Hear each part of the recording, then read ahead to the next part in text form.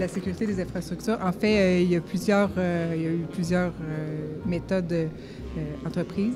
Il y a eu beaucoup d'échafaudages, la protection de la piste cyclable, beaucoup de monteurs sur corde. Il y a eu des formations de sécurité. En fait, tous les gens qui accédaient au chantier devaient avoir leur formation, évidemment, santé et sécurité, accès pour les travaux en hauteur.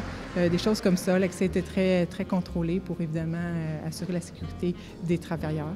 Il y a eu... et la sécurité, ça allait dans les deux sens. Comme c'est des travailleurs en hauteur, il y avait beaucoup de sécurité pour les gens du public qui étaient en dessous, parce que, quand même, tout a continué à fonctionner quand même sous certaines restrictions, mais le pont devait continuer à opérer. Donc, la sécurité, c'était pour non seulement les travailleurs, mais aussi le public. Il faut se rappeler que le projet devait démarrer donc, au mois de mai.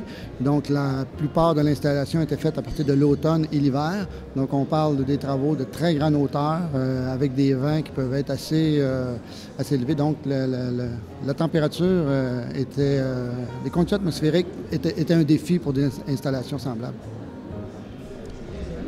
Un autre défi, en fait, on faisait affaire avec un pont existant, un pont qui a plusieurs années, le pont Jacques-Cartier.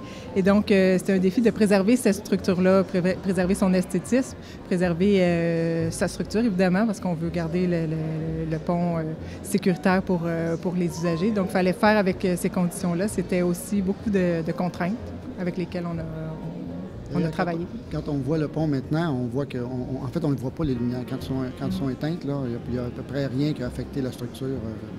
Donc, ça préserve le caractère d'origine.